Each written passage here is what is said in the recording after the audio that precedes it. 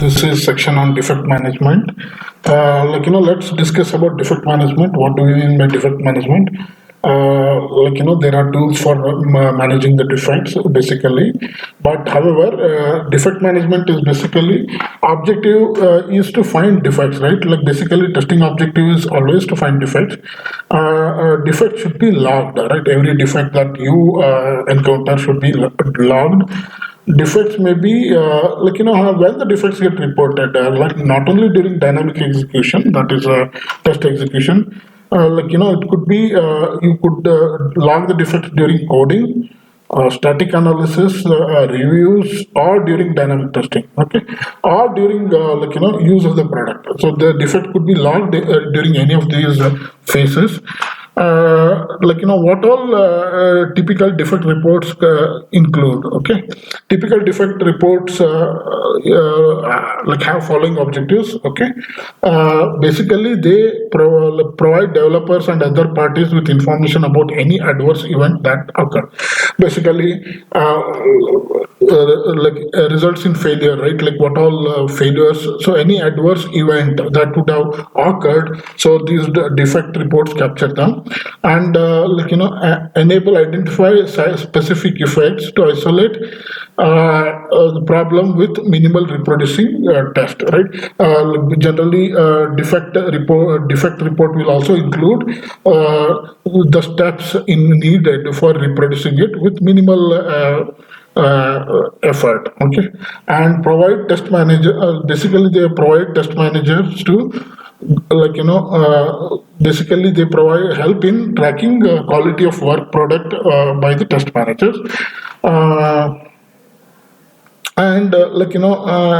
Defect report can also be used for basically improving either development or test process. How the test process and development process can be improved, that can also be there in the defect report.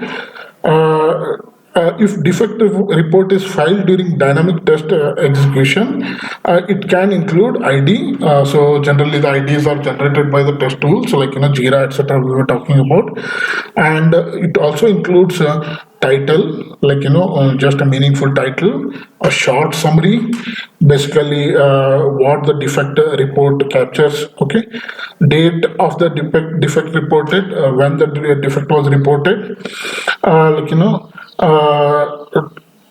what test item was used for producing that defect, what was the environment, okay, what was the life cycle in which the defect was observed, okay, how to reproduce it, okay, what were the expected results and what are the actual results, okay, and deviation, and urgency and priority to fix, right? How urgently or what is the urgency, what is the priority of the defect fix, that also needs to be documented.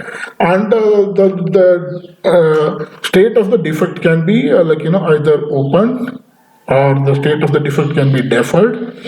It could be duplicate, reopened, right? Close, developers close it and testers reopen it. That can be the case, or it could be closed, okay, when the required fixes are put in place and the actual defect is removed, then it can be closed.